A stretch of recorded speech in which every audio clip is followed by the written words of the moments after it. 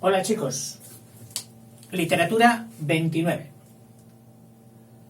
Una santa muy guay, como dicen por aquí. Santa Teresa de Jesús.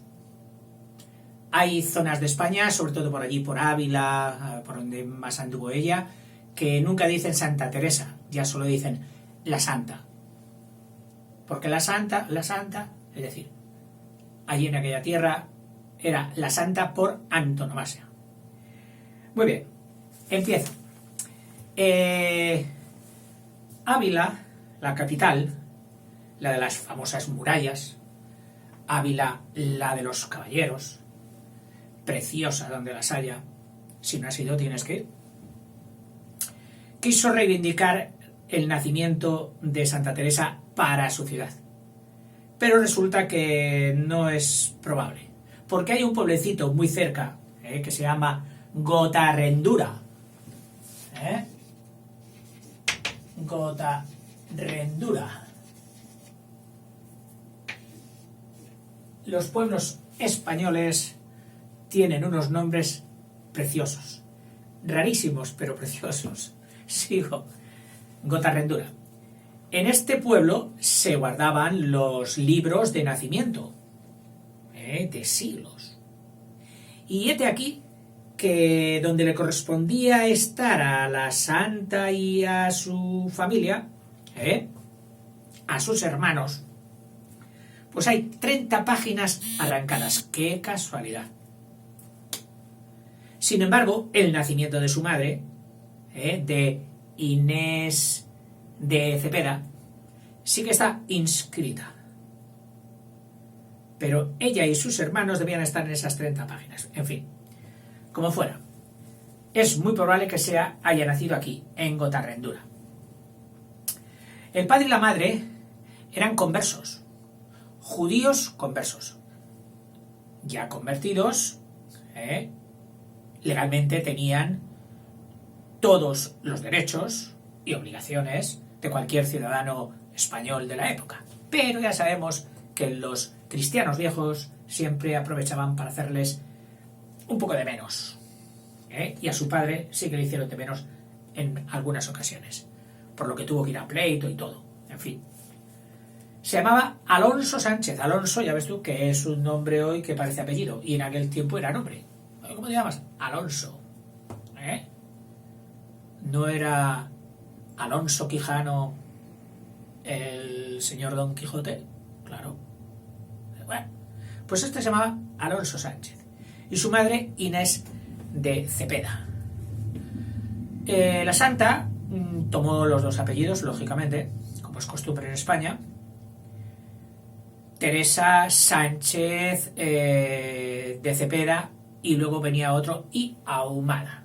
Como suele ocurrir cuando el primer apellido es muy corriente, acaba siendo más famoso y más nombrada por el segundo, y ella, o por el tercero, y ella se hizo conocer más adelante, antes de pasar a ser Sor Teresa, como Teresa de Ahumada. Curioso, porque su padre tuvo 2 matrimonios, espérate.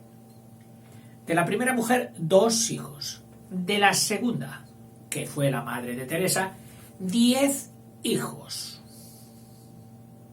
En total, 12 hermanos. Y cuentan que primos y familia, pues algo parecido. Y esto no hace falta remontarse al siglo XVI, porque en casa de mi madre y de mi padre era parecido. Tierras de secano siempre tuvieron muchos hijos. Dicen que era porque se necesitaban muchos brazos para la siega, para la trilla y para todo aquello. Bueno, no lo sé. Es cierto que en la agricultura de montaña se tienen muy pocos hijos. Cosas curiosas, ¿no? Bueno, en fin. La infancia, ¿cómo transcurre? Pues bueno, era una chiquita muy avispada, muy inquieta. Le encantaba la fantasía. Su padre, que era aficionado a la lectura, tenía romanceros, que eran aquellos romances de las conquistas de la Edad Media. Bueno, hay vídeos, no digo nada más. Leyó vidas de santos y a ella esa entereza de morir por Cristo, porque se va directamente al cielo. ¡Buah! Ni corta ni perezosa, cuando debía tener pues unos 7 años, por ahí o esto, convence a su hermano siguiente, al mayor, a Rodrigo, de que se vaya con ella a tierra de moros, que ya no había tierra de moros, por decirlo así, porque ya estaba toda España en manos, se había cerrado todo con los reyes católicos, pero ella creía que todavía seguía habiendo tierra de moros en España, y le da de la mano y le dice, ven conmigo, y siendo ella la menor, se ponen a caminar sin fin y sin rumbo por donde ellos creían que estaban las tierras de moros, e iban pidiendo limosna para mantenerse. Y hete aquí, como por aquellos pueblos, pues si no viven tus tíos en este pueblo, ¿por qué viven el de al lado, en el otro, en el otro? Les encontró un tío suyo y les dijo, ¿pero dónde vais, chiquillos? Y los otros, seguro que contestó enseguida a Teresa, dice, vamos a tierra de moros. ¿A qué? A que nos descabecen.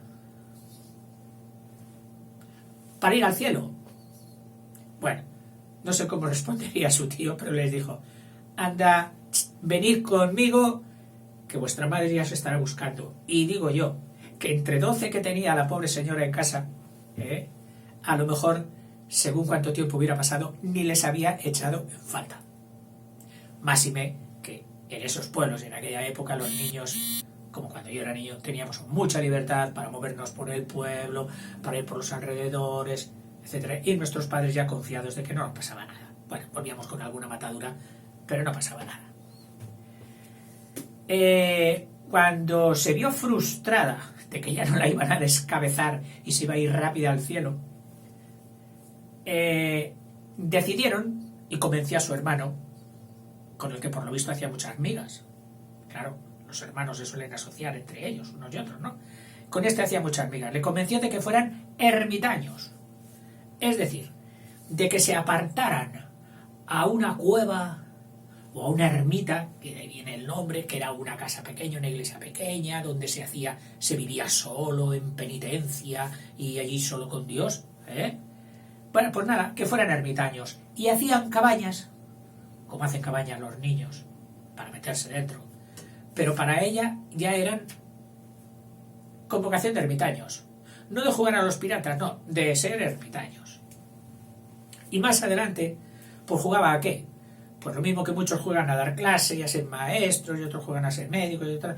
Ella jugaba ya a ser monja y a hacer monasterios. Es cierto que las congregaciones religiosas y la vida religiosa, la profesión de ser monje, monja, etc., era muy frecuente en aquella época. Mucho. Era un recurso de muchos jóvenes el meterse a profesar en algún monasterio, tanto de varones como de hembras, como de monjas. Y también su padre tendría pues libros de caballerías, que esos ya le fascinaban, sobre todo cuando llegó la edad de la adolescencia, que le entró pues como a todas, la edad del pavo que decimos aquí, el desencadene de las hormonas, y pues con alguna prima que era un poquito más echada para adelante, pues acicalándose, soñando, caballeros y todo esto. En fin, total que es a esta edad, cuando está ella más alocada, cuando se muere su madre. Y entonces ahí, la madre, que era el alma de la familia, como en muchas casas, hay una diáspora. Los hermanos, casi todos se marchan a Indias, a las Indias occidentales, a las Américas, y las niñas se quedan allí.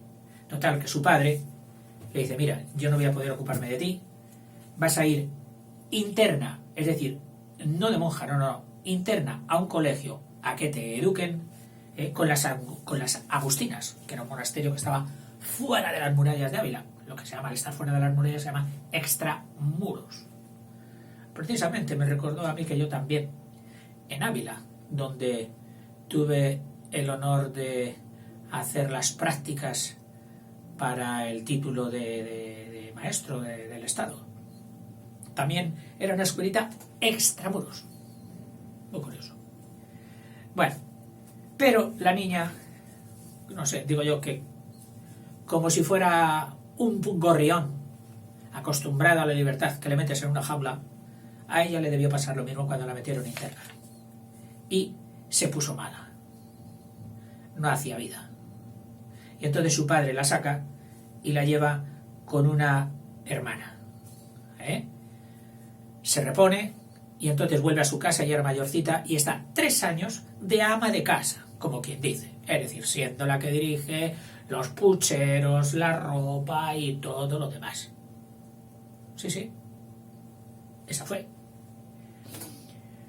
Y después de esos 3 años, ella sintió la llamada. Dijo, no, yo quiero ser monja. Pero sabía que su padre no lo iba a ver muy bien.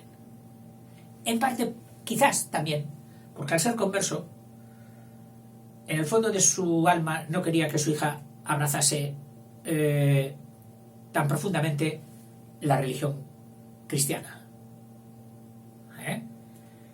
Y no se atrevía a decírselo. Bueno, el día que se lo dijo, padre, quiero ser monja, la respuesta de su padre fue parecida a algo casi por encima de mi cadáver. Pero bueno, ya sabemos que los padres acabamos cediendo, sobre todo en cosas que no son malas para nuestras hijas. En el convento, lo mismo. Nada más entrar, ella que iba con todos sus fervores, se pone enferma. Desmayos, palpitaciones, cardiopatías, en un convento de las Carmelitas, de la Encarnación de Ávila. Un superconvento. Nada más ni nada menos que tenía 180 monjas.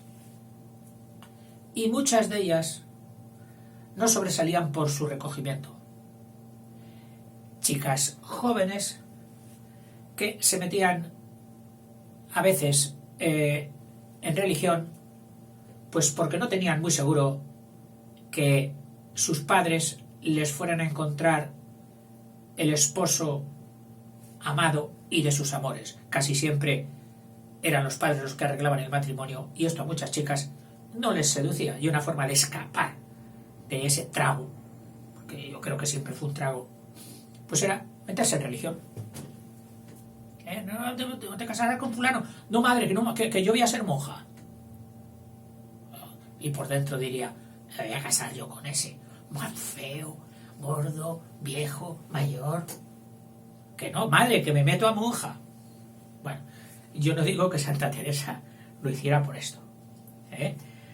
Abraza las formas externas de la oración. Les enseñaban cómo rezar con los salmos, esto, lo otro, tal. Y entonces abandona su forma natural de espiritualidad de niña, de amistad con Dios, de ternura, de considerarle como un amigo, de hablar con él. Y esto, por una parte, el no encontrar la forma de comunicarse con Dios, que ella quería una forma más natural y allí se lo hacían más rígido. Y por otra parte, pues la disciplina y los horarios conventuales y todo esto, lo mismo. Da con ella en unos desequilibrios emocionales, de nerviosismo, de angustias, tal, y también desequilibrios físicos, pues no sé, de tipo medio enfermizo. sale para curarse, su padre la lleva con su hermana, y allí, en el pueblo de su hermana, un cura le da un librito, dice, toma, tú que estás en el convento y esto, para que vayas leyendo. Y le dio un libro que se llamaba El abecedario espiritual, como diciendo, lo más elemental de la espiritualidad, de un tal Francisco de Osuna, que parece ser que esto le cambió un poco el chip espiritual a Santa Teresa, la convenció bastante. Incluso en aquel pueblo se cuenta que su afán espiritual y de redimir a las personas convenció a uno de los curas del pueblo para que abandonara a la mujer concubina, es decir, a una mujer, a una chica con la que vivía normalmente, claro, lógicamente sin poder, porque los sacerdotes de la Iglesia Católica sabemos que están sometidos al celibato, a vivir sin esposa, pero que en aquellos tiempos ya dije que Cisneros había que tenido que meter el palo porque había mucho de eso. En fin, vuelve al convento otra vez, una vez curada, y allí le da una especie de parojismo que dice ella, y es que la J luego pasó a X, que es el paroxismo, que se quedó, pues, pasma, 3 días en coma, y que no sabían de qué adolecía ni de qué le había pasado, y cuando salió del coma se quedó paralítica, pero paralítica con unos dolores impresionantes, según cuenta ella, que lo cuenta de forma muy graciosa. Dice que solo podía mover un dedo de la mano derecha, nada más, y que tenía unos dolores horrorosos.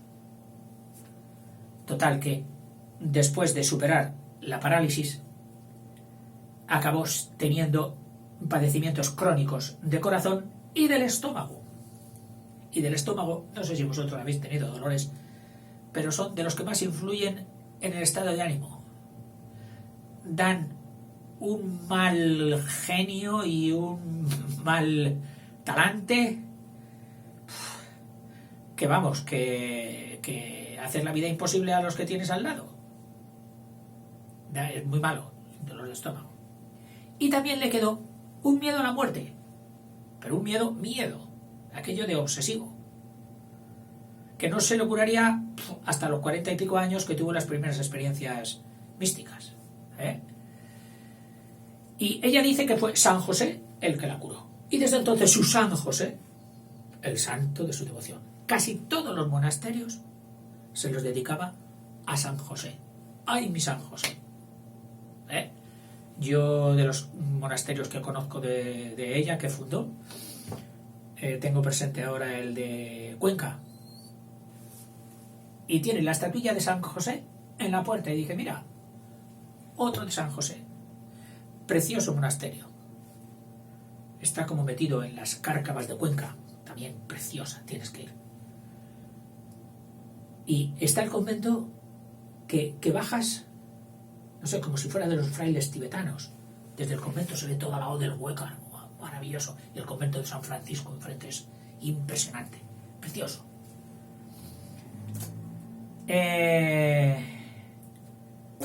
Una vez curada la enfermedad, pues en el convento allí de la Encarnación, donde no, ya dije que no había mucho relajamiento, estaban muy alborotadas, pues se recibían muchas visitas de hombres y de mujeres.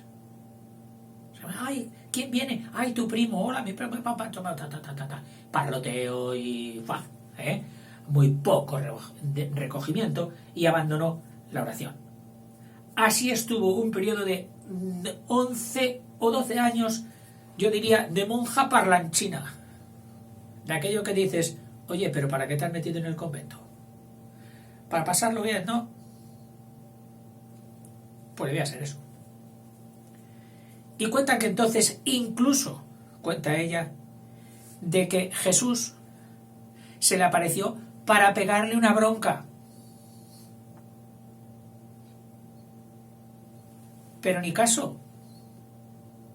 Ni caso. Fue ya en 1554, es decir, cuando ella ya tenía unos cerca de los 40 años, cuando por fin, como se dice en términos bíblicos, cae el caballo. Lo mismo que San Pablo, cuando cayó del caballo, se va por la ley del Señor, ¿qué quieres? Bueno, pues parece que esa fecha, en 554, fue tal. Para ella fue el desencadenante una talla, una estatua del Ecce Homo, que es el Cristo torturado en la pasión, con la cara descompuesta, la sangre cayendo, las espinas clavadas, etc. Ecce Homo, que significa he aquí el hombre. Cuando salió Poncio Pilato a presentárselo al pueblo, como diciendo, ya le he castigado bastante, lo vamos a dejar así. Y los otros, no, crucifícale. Bueno, Ecce Homo, he aquí el hombre. Y dice que con aquella le movió de tal forma el espíritu y el alma que hizo un cambio. ¡Guau! Hay personas, y ya no digo en el aspecto religioso, en otros aspectos de la vida, que un episodio de este tipo les ha impactado de tal forma que a partir de ahí ha habido un antes y un después. Para Santa Teresa fue aquello. La muerte de su padre encima le pone un poquito más de peso en la sesera. Empieza su subida ascético-mística que explicamos ayer. Incluso hizo un voto especial de perfección.